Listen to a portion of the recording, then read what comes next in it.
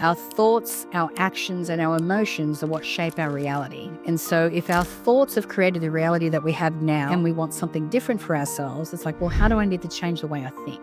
And part of that is being aware of what you're thinking now, because a lot of us are operating on old programs and old limiting beliefs and paradigms that are not serving us, and we're not really aware of it. But once you start to move towards a goal or the reality that you want, these things will bubble to the surface because you're challenging them. You're challenging your subconscious mind and these programs that you have.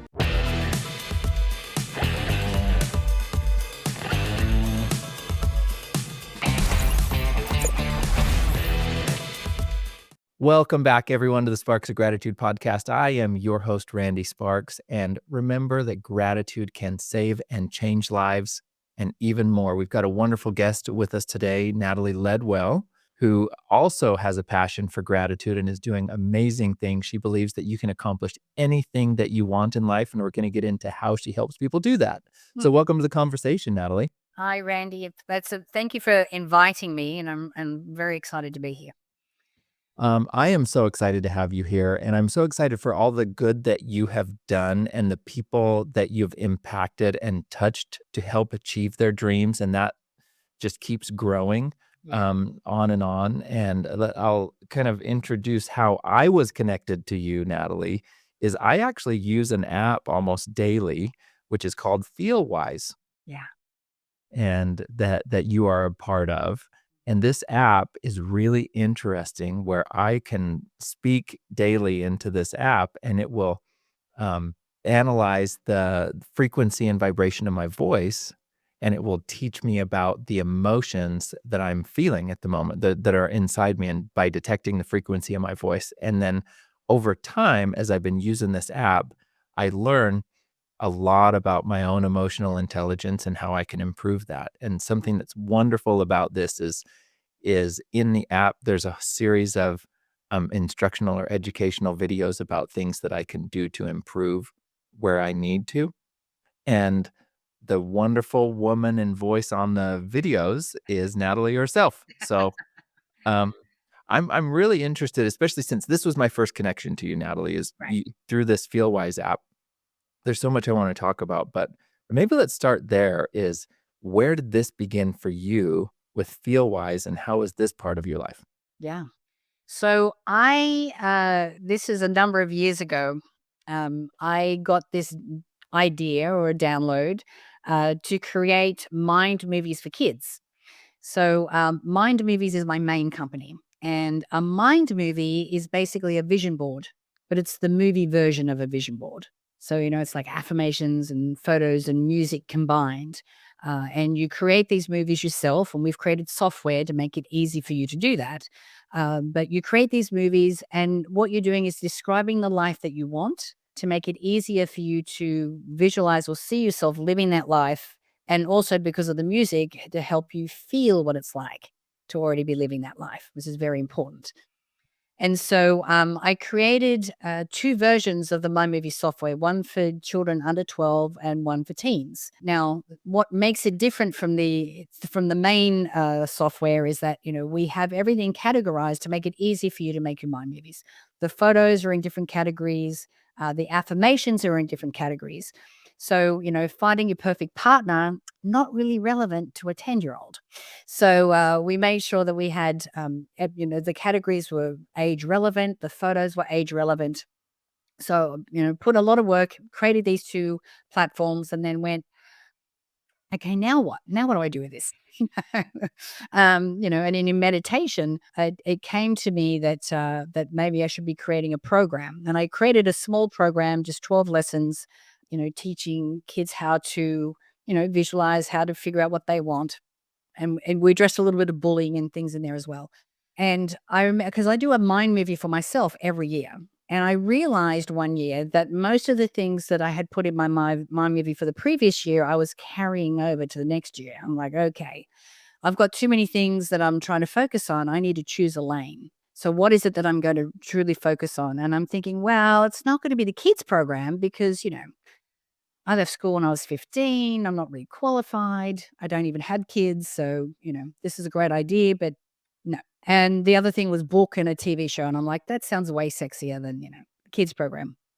Anyway, 2 days later, a colleague of mine who has 2 master's degrees in child psychology and expressive play approached me and she said, we have to help these kids. They are struggling. Let's do a program together.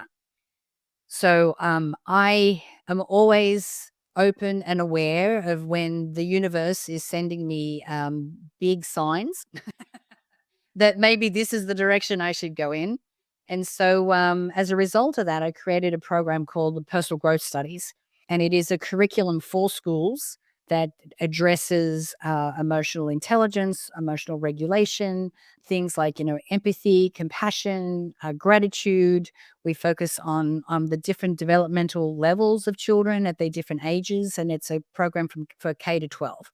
So I had this program created, and then my girlfriend Christy Holt, who we met through a mastermind for high achieving women, we got together, and she was showing me this AI technology that she has. And this AI technology, once you record, or you talk into your phone or your tablet or whatever, after 15 seconds, it measures the frequency of your voice. And by doing so, it can tell you the emotional energy that you're holding in that moment.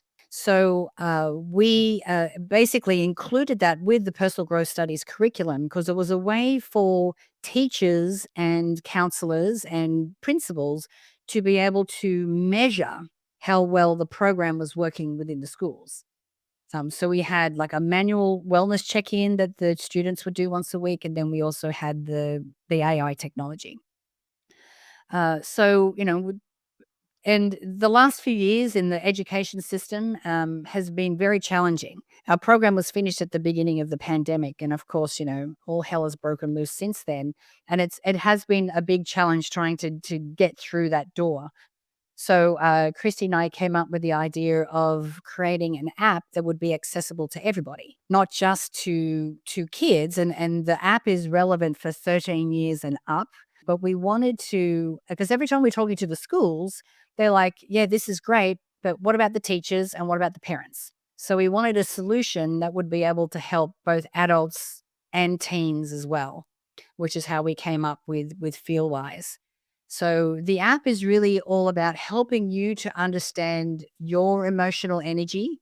And when you get your energy report on, where you are emotionally in that moment, you may consciously not be aware that you're feeling these emotions, but that energy is in your body. And we can hold multiple emotions at the same time. Now, it doesn't mean that you have to do anything about, any of these scores. It just kind of gives you an indication of where you are. But let's just say that you do get a high score a few days in a row on something like sadness or loneliness. It's an invitation for you to go, well, maybe I should look at this, and we're creating some questions that you can ask yourself to figure out where this emotion may be coming from, why you could be feeling this emotion or why this energy is in your body, and then give you some very easy tools and things that you can do to be able to shift that energy and to be able to release it. So, Well, that explanation was perfect. I love what you said is you don't necessarily have to do anything in the moment. right.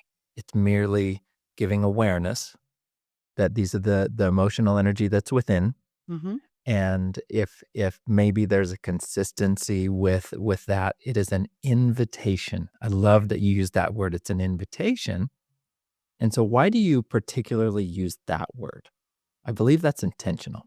It is absolutely intentional because Hey there, everyone. Did you know that beyond hosting the Sparks of Gratitude podcast, I am also an estate planning attorney, and I love gratitude, and my law firm is proud to sponsor this video.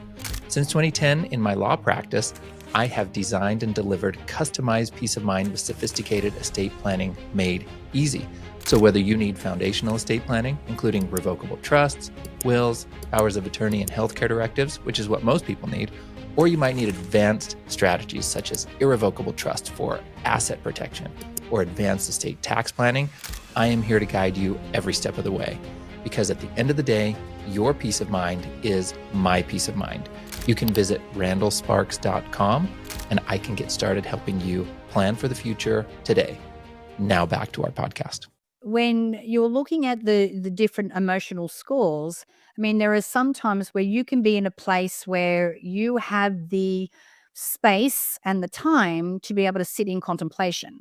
And there's other times where you don't. Now, I will give you a personal example. I had anger coming up, a high score for a little while. Then I'm like, I definitely don't feel angry, and I would never consider myself to be an angry person. So, when I had the time to be able to sit in it, I'm like, okay, well, where could this be coming from? So, one of the first questions I asked, well, when's the last time I felt angry?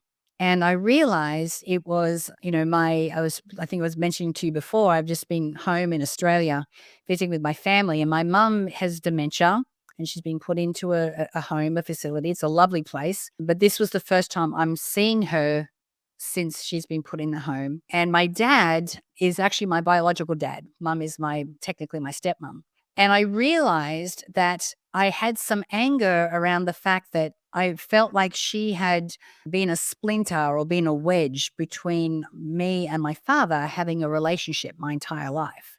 And so when I finally get to have him and to get to speak to him and spend time with him, it's kind of a place where he's now in the early stages of dementia as well. And I kind of feel like I've missed the boat. So I was able to understand or realize where that emotion was coming from. And it's okay for me to feel angry about that. But I just sat in it and let that anger come up. Now, what we sometimes think is that, oh, if we're feeling an emotion, that maybe we should quickly, jump in and do some breath work or do something that's going to completely, dissipate it straight away. Not necessarily. Because if we can allow 90 seconds, no longer than 2 minutes, just to sit in the emotion, notice where it is in our body, where it's, because our emotions are stored in different places, and just let it dissipate on its own, then we can really help to release that. So now and I did that before I went home to visit my parents. So now that when I'm with my mum, I'm clean emotionally. I can be with her. I can be like a great space and a great energy for her without feeling this because I was able to release it before I even got there. So, Yeah, well, that's a beautiful example of how well, there's so much in that, but one in how the application of what you see and learn in the app, and you see that the anger might be rating high, but then your presence and awareness to be able to address it and see, well, what's underneath that? Where's that coming from? To be able to process it. Christy Holt, one of the things she says is, emotions aren't meant to be held; mm, they're meant to be felt and pass through us, and you allow yourself the space to feel it. hmm yeah, Um, and yeah, that's beautiful. And so I appreciate the app. And my wife and my kids use it as well, and it's been fun for me to see patterns and to notice when I see that I'm maybe low in happiness, or alternative, sometimes I'm up and down and sometimes it's consistent, and then I get to ask myself the same questions and go through what you did. So it's really interesting. I will say that my experience was, the first day using it, I didn't have a history or of patterns to see what's been going, but the longer I use it, the more interesting it becomes, because then mm, I can see the patterns, and then I can ask myself, well, what's occurring around me, or what are my behaviors or habits surrounding this that I can peg to that and look beneath it, and it's been really fun. yeah. The mood tracking tool in there is fantastic for that, and I use the same when I do my check in. That I also record in the mood tracker what's happening in my day. Mhm. Because after a while, you'll go, oh, I realize that I score higher on motivation in the mornings than I do in the afternoons. So if there's anything that I know I need to get done, I'm going to schedule it for the morning. So you get to understand your own patterns and the way that you operate as well. You may notice that when there's a particular situation or maybe a particular person that always elicits a certain emotional response from you. So you know that, okay, if that's the case, then you'll go into an interaction with that person or that situation and maybe do your breath work before you do that. So that you're, in a place of calm because you know that you could possibly be triggered by, what you know is coming next. So it gives you such an in-depth understanding of how you move through the world. We're not our emotions, we just feel our emotions. When you can understand that there are certain things that may elicit a certain response, you can get out in front of that. You can make a conscious choice to navigate through that differently through the tools that we have inside the app. Yeah, I love that. And just learning that we are not our emotions, but we simply feel them. Yeah. And man, are they powerful sometimes. Yeah. Yep. Um, well, follow up on that. So when you were explaining how this came around and you ended up creating this app, this long journey that you've been on yourself, along the way you did create mind movies. You explained that a little bit. Mm, And I'm really curious about the process of mind movies, maybe going into a little bit more depth of what is mind movies? Why does it matter? It's all this law of attraction and manifesting a future that we can create for ourselves.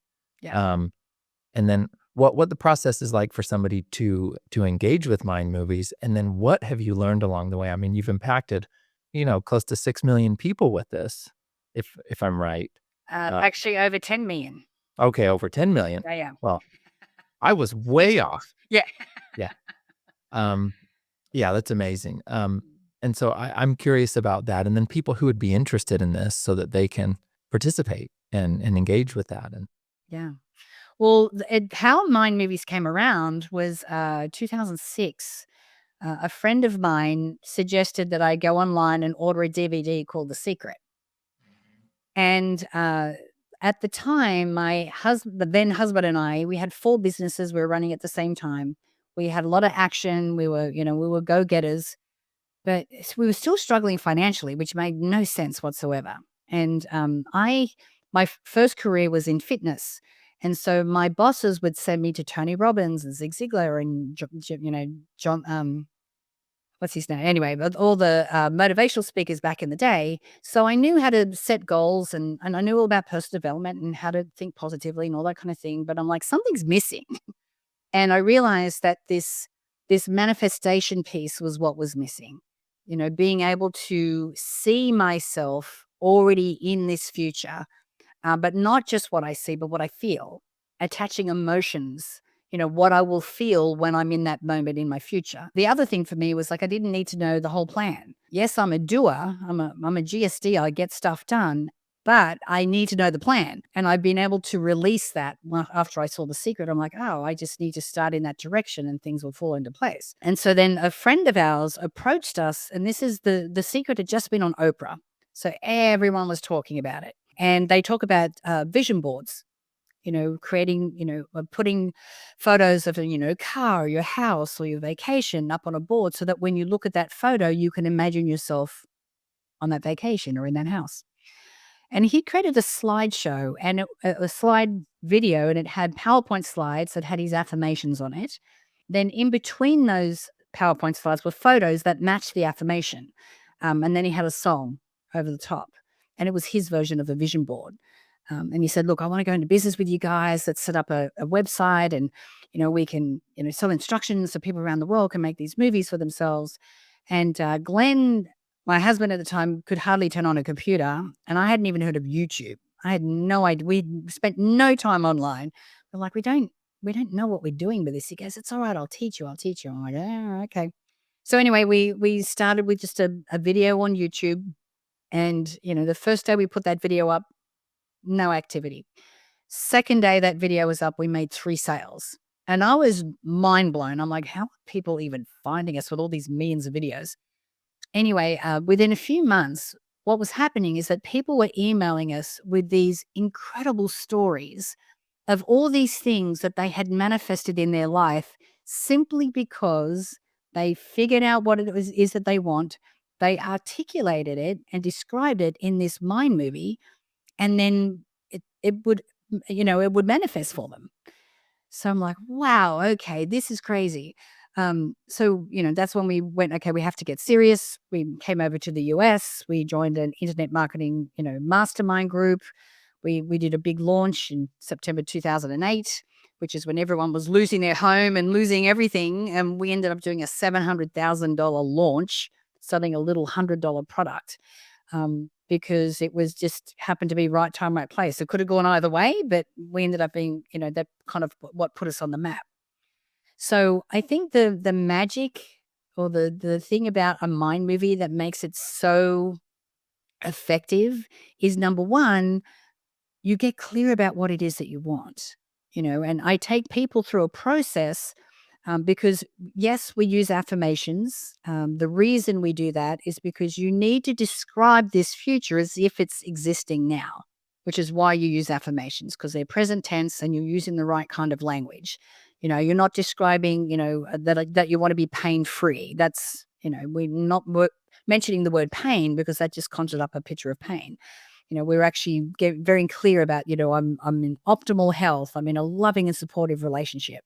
I'm outrageously wealthy. I have a fantastically successful business, whatever that is. So I take people through a process on how to write their affirmations for their mind movie. I get them to focus on what it is that they want and write it as if you have it now.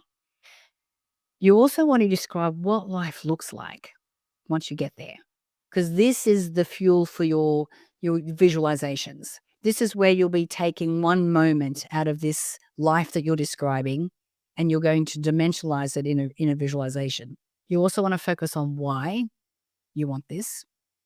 And when I'm talking about your why, I want you to think about the why for the people that you love, the why for the people that you serve, and then your why. Why you want to go the extra mile. You want to talk about or think about the kind of actions and things that you need to do to be able to make this happen. You also want to focus on the thoughts that you want to be thinking. Our thoughts, our actions, and our emotions are what shape our reality. And so if our thoughts have created the reality that we have now, and we want something different for ourselves, it's like, well, how do I need to change the way I think? And part of that is being aware of what you're thinking now, because a lot of us are operating on old programs and old limiting beliefs and paradigms that are not serving us, and we're not really aware of it. But once you start to move towards a goal, or the reality that you want, these things will bubble to the surface, because you're challenging them. You're challenging your subconscious mind and these programs that you have.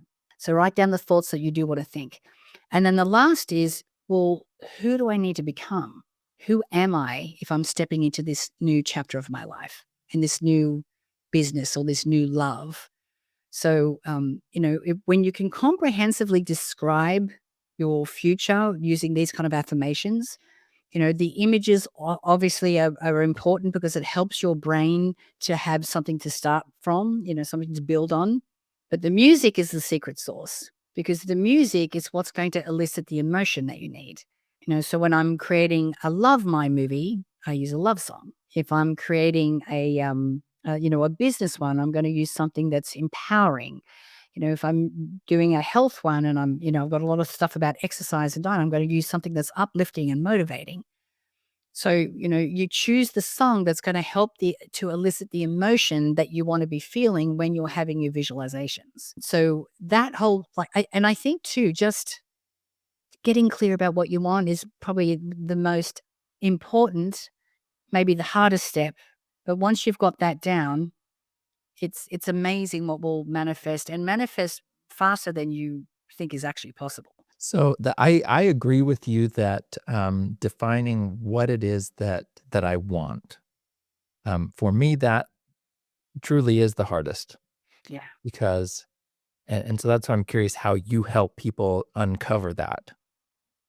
And maybe the follow-up question is when they're answering the why for themselves and the people they love and the people they serve, Mm. that might filter through to uncover what it is that they actually really, really want. Yeah. Um, Yeah. because that's hard. So what do I want? Sometimes I've got these limiting beliefs of what's possible, and so I filter and say, well, I want this because I don't believe something greater is possible. Right. And so how do you help people expand their perspective to dream big? Yeah. Well, in the beginning, some people are like, look, I want to be financially free. And I'm like, great. Like, do you know how you're going to do that? And they go, no, no idea.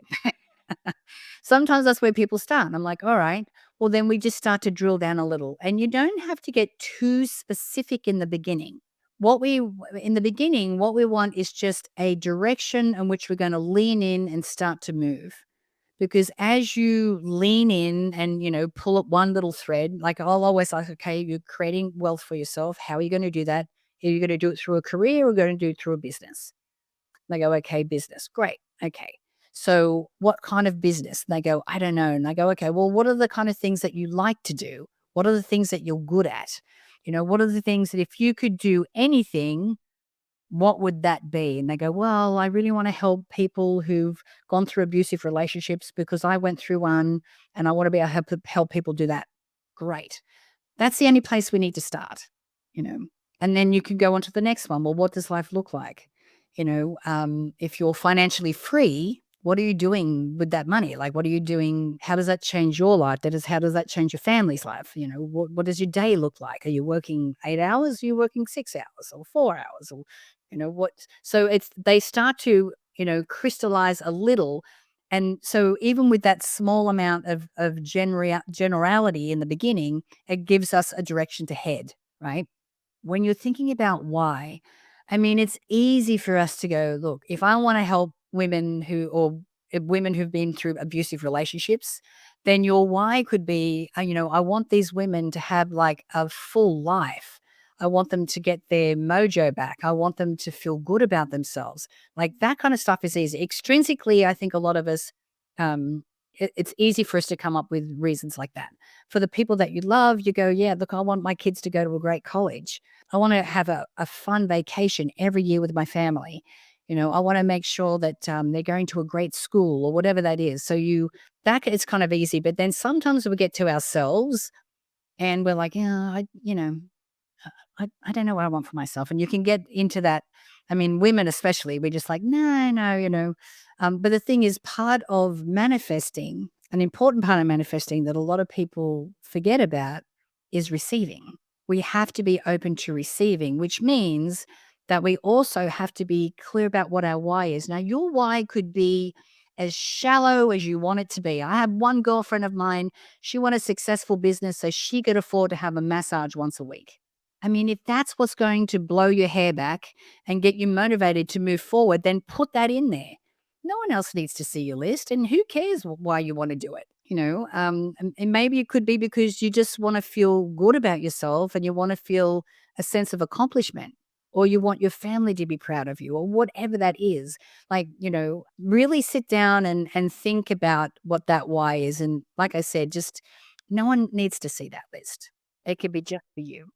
Yeah, I've got a small example of that. I've got a close friend who started small like that, and what that led him to, when you said the example of maybe get a massage once a week, Yeah. he had a goal that he admits now was just superficial, and he just wanted to look good. He wanted to get a six pack. Mhm. And he says, and so he set on a trajectory to say, well, what is it going to take me to get a six pack? He's like, I want to have that because then I'll look good, when I go to the beach or something. And and then he did that, but along the way to reach that, he felt better. He was eating better. His habits of sleep were better. And then his joy, he felt more joy, and everything else grew in his life. Well, ever since then, he's become incredibly fit. He's changed careers, and now he coaches people in health and fitness, and he's just on a mission now, where it all started with something that he thought was a little bit superficial of, I just want that massage. I just want that six pack. But it pointed him in a direction that now expanded and gave him the freedom to become something even greater and to do and give more good beyond that. And so I see that you got to start somewhere. Yeah. Well, when in the beginning, before we started Mind Movies, Glenn and I said we had 4 businesses. One of those businesses was a network marketing business.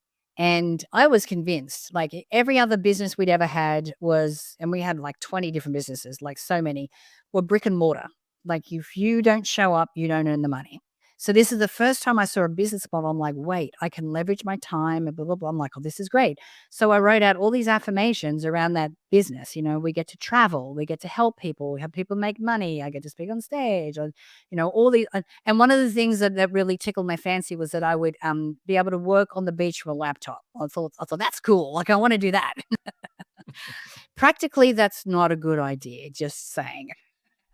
But anyway, so I had all these affirmations. And if someone had have said to me, look, you're going to achieve all of that and way more, and you're going to do it through the internet, I would have laughed. I'm like, there's no way. I don't know anything about the internet. There's no way that's going to happen. But the thing is, we met Ryan, our friend who approached us with the idea of my movies through that network marketing business. Now, if we hadn't been in that business, it wouldn't have led us to Ryan, which would have led us to my movies. It would have led us to all these other things that are happening. So what I realize is that, and this is also part of the manifestation process, you can't be, you have to surrender. You can't be married or tied to what it's going to look like, how it's going to happen, when it's going to happen. You can make your mind movie, you can watch it on a daily basis, but then you kind of have to let it go, and trust that when you place that order, that it will happen if you're maintaining a high frequency. And this is where gratitude comes in, because gratitude is the foundation to everything, in my opinion. Gratitude is the gateway to everything that's amazing and good on the other side. Whether that's what it is that you want to manifest, whether that's a relationship with God, whether that's, a connection to the divine, whatever you want. Like, gratitude is the gateway, because the resonance of gratitude keeps us in a high frequency, which means that we're in flow. Now, when we're in flow, not only are we able to manifest the things that we want, but we start manifesting things we didn't know we needed. We get to that point. So, having a practice of gratitude, and which is not just writing in a journal. And I guess, please write in a journal. That should definitely be part of your gratitude practice. But there's so many other things that you can do to cultivate gratitude and that resonance throughout the day. That's just one part of the practice. Well, you're preaching to the choir here. You Yeah. told me in a previous conversation, and you just said something similar, that gratitude is the gateway to the divine. Mm. And I Absolutely. just love, I haven't stopped thinking about that since you said that to me a number of weeks ago. And that's clearly something that you believe deeply and have thought deeply about. And so I would love to hear you talk about why that's so important to you personally. Oh, so I had an experience, and I was in Costa Rica, and I was at a retreat center down there, and I was in ceremony. And I remember I was kind of laying outside. It was nighttime, and I'm laying in this hammock, and I'm looking up at this blanket of stars that's there at this in Costa Rica. Now, I was like the guest speaker at the retreat center for that week. So, as the speaker, yes, I'm coming in, I'm doing workshops and talks and all that kind of thing. But really, they pay for everything. They fly you down there, everything's paid for, all the food, the whole thing. And so I'm laying there on this hammock looking at the heavens and just thinking, like, just feeling so much gratitude and going, seriously, this is my life. Like, I'm in this amazing place doing this incredible work. This is the stuff that I love. This is what I'm meant to be doing on the planet. And I get to do it every single day. And I'm, and everything's paid for. And I just, and I'm just thinking of all the things that I have in my life. And I mean, yes, it's all intentional, and I've intentionally manifested all of it. But I was just in so much gratitude for the life that I get to live, especially coming from, humble beginnings in a country town in Australia, one of 8 kids, and this is where I am in this moment. And I remember feeling like I had like all these walls around my heart, and they just burst open. And the only way that I can describe this is that I was feeling God love. And I had tears streaming down my face. And I felt like I was connected to everything. I mean, my eyes are open, but the feeling that was going through my body in everything, single cell that I have, was that this love that I can only describe as God love, as divine love.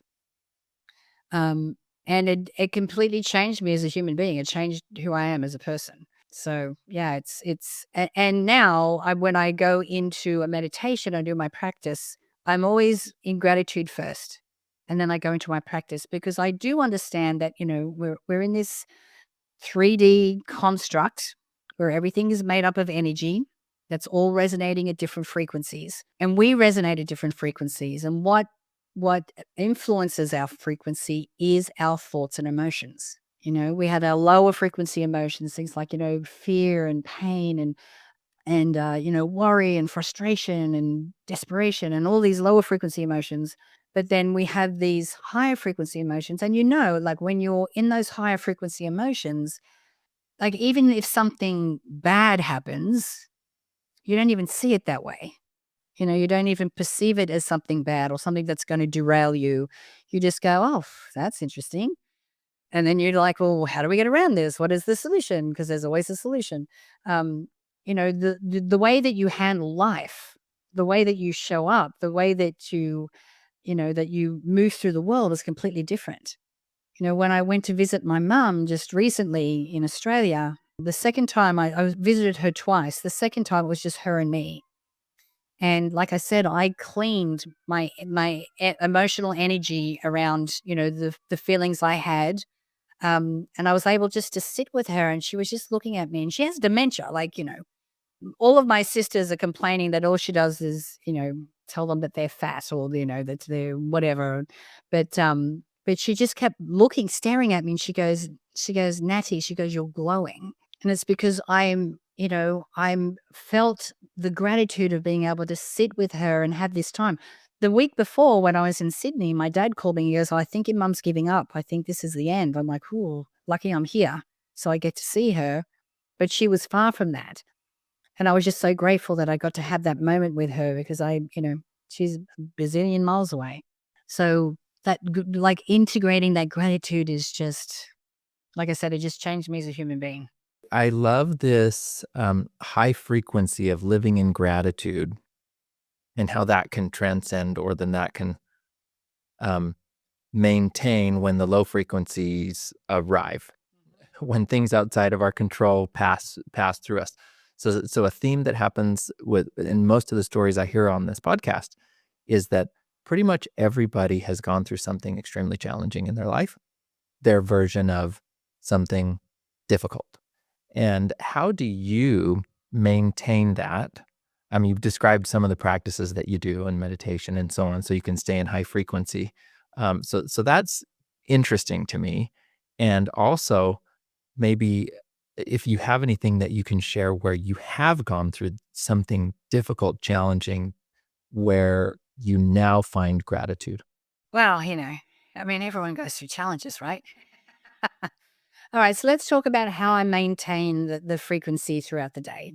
I think one of the benefits of having a gratitude journal and committing to writing 5 new things every day is that it conditions you and conditions your brain and your mind to look for the good things that are happening throughout the day because you've got to commit 5 things to that journal in the evening.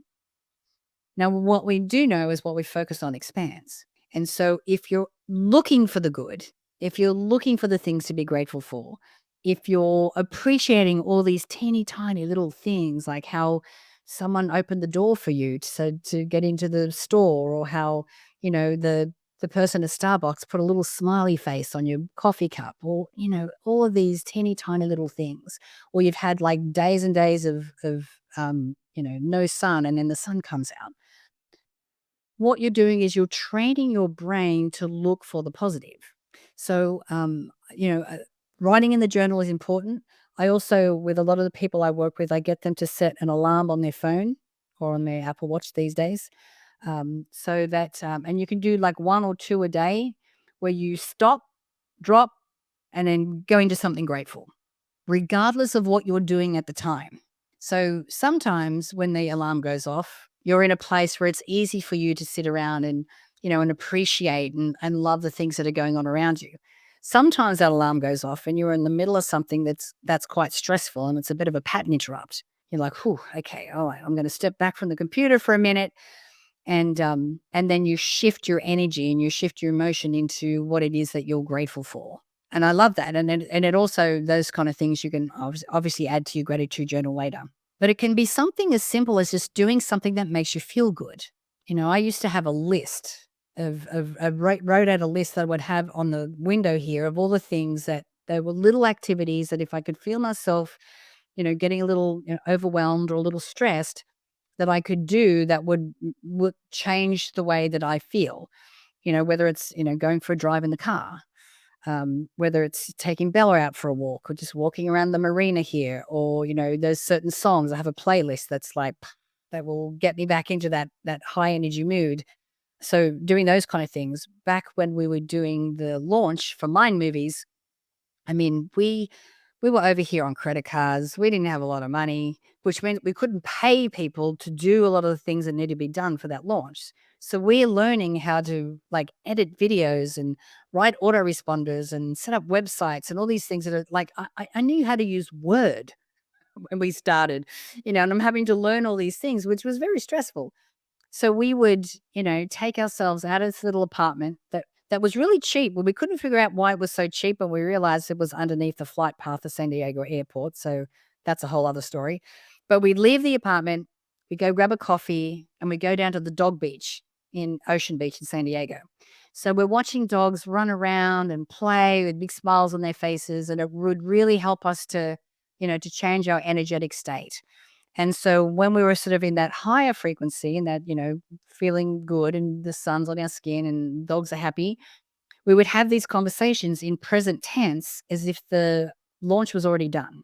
And we would talk about, how we're taking our families on vacation and how we're eating at these fancy restaurants and how we're only working 6 hours a day and all of these amazing things. Like we would talk as if it was already happening and how fun it was and how great it was. And we would get into not only the vision of that, but the emotion of that.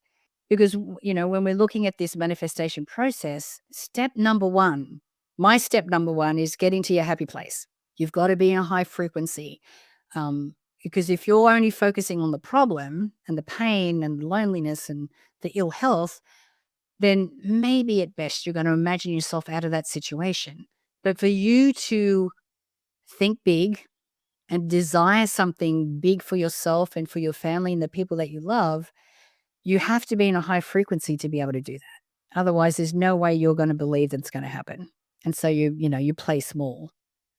So yeah, and just peppering things throughout the day that make you feel good and figure out what that is for you because it's different for everybody, you know.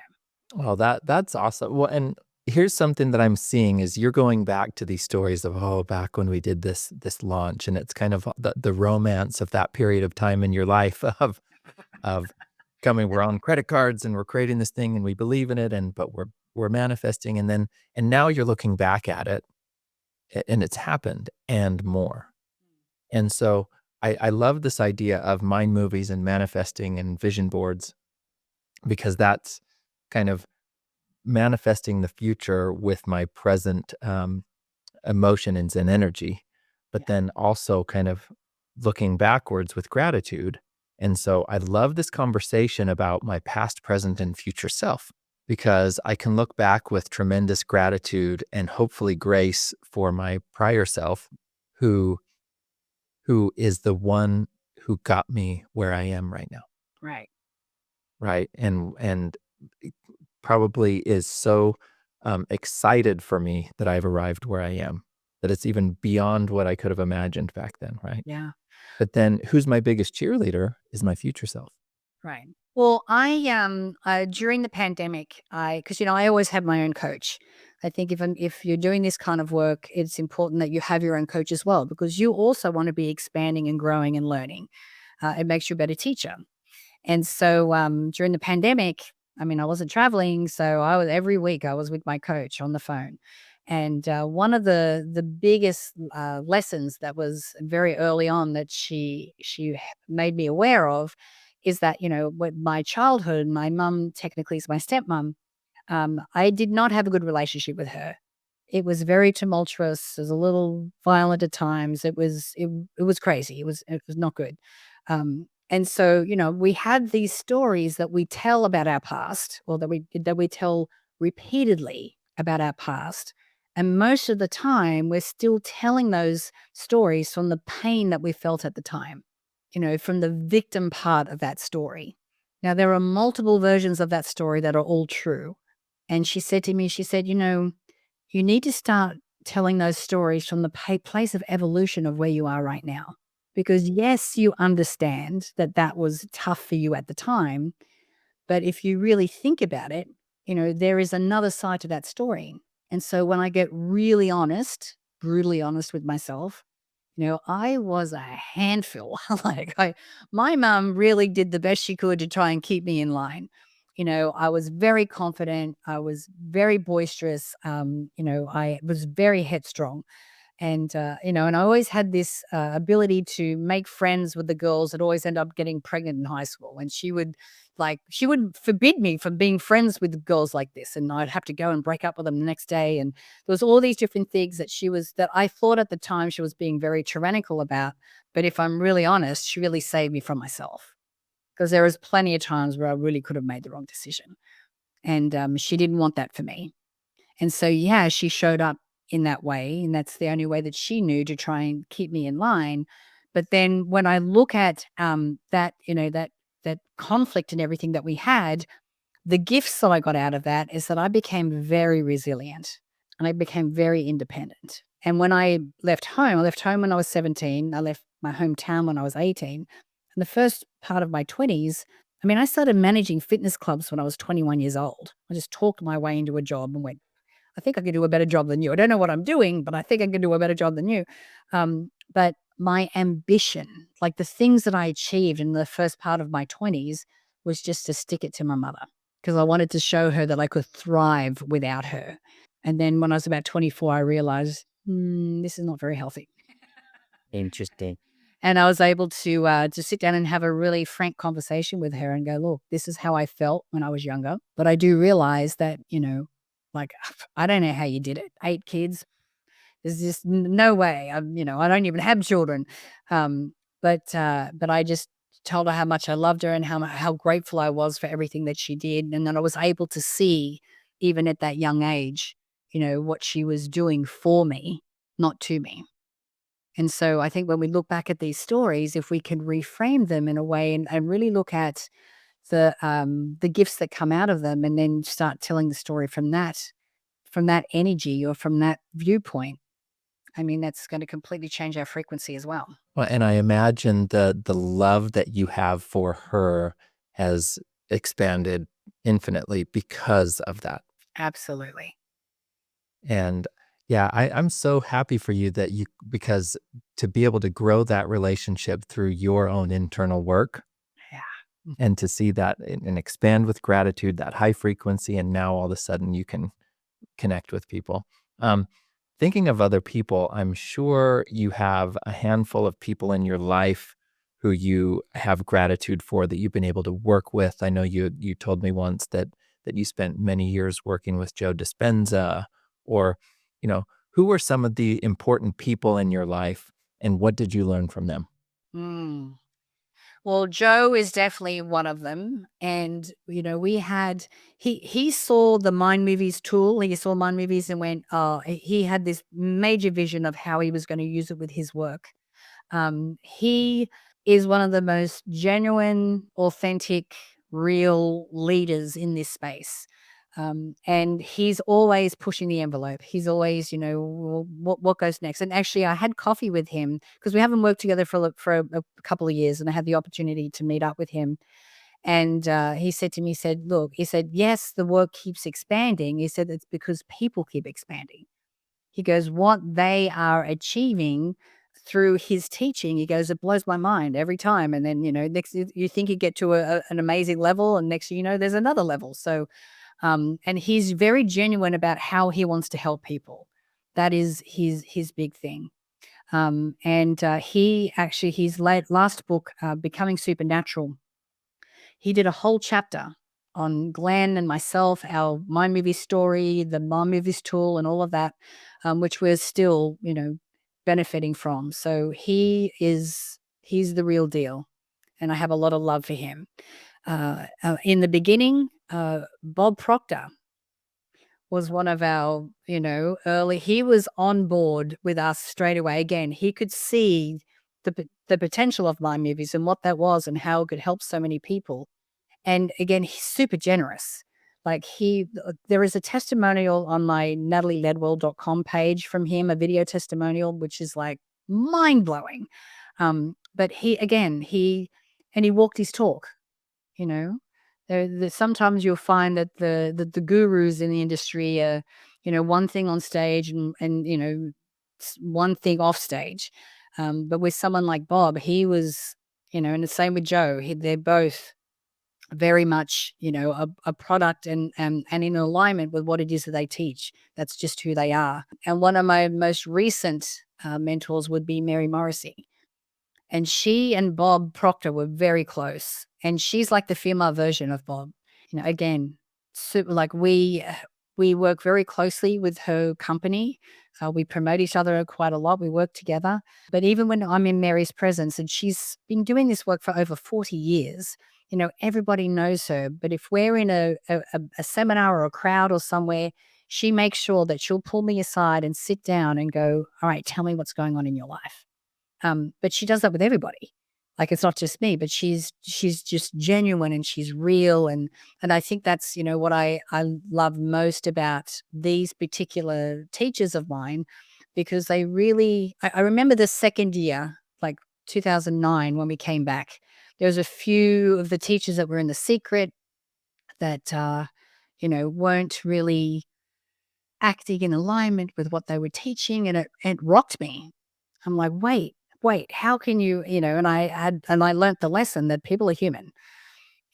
Humans make mistakes and humans have emotions and do certain things and have different motivations, and that's okay. But I remember having this moment of feeling so disappointed, and I'm like, okay. And it taught me a big lesson.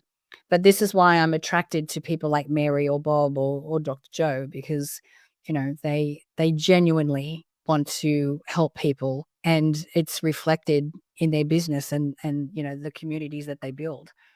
Well, I'm so happy that we've been able to share this conversation. I think your insight, your experience, and what you've done to create the life that you live and help other people create that for themselves is just changing the world. I love what you said when you quoted Joe Dispenza as the work keeps expanding because people keep expanding, or something like that. Yeah. And we're not going to run out. People keep expanding. The capability is growing. And I love Joe. I love the work that he does. I have that book, his most recent book, Becoming Supernatural. And so I'm so grateful that he highlights you in it.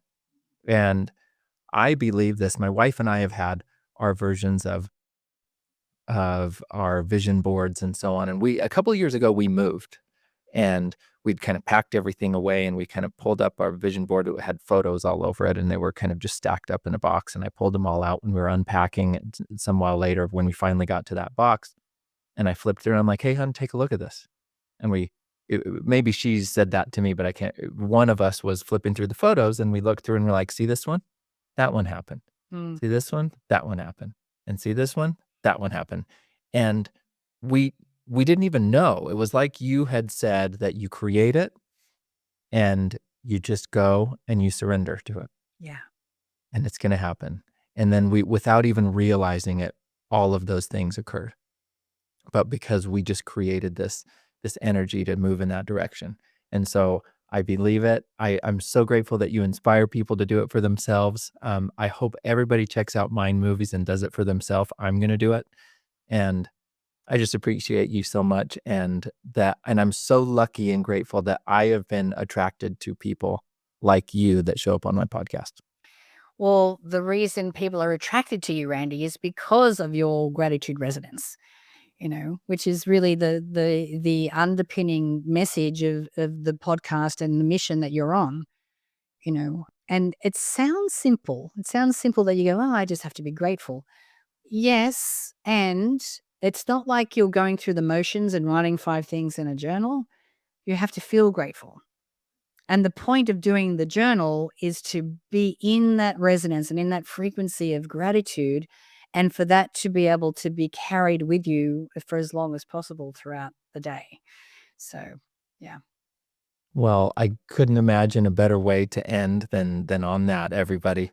Stay grateful, find your high frequency, and we will see you next time. Thank you.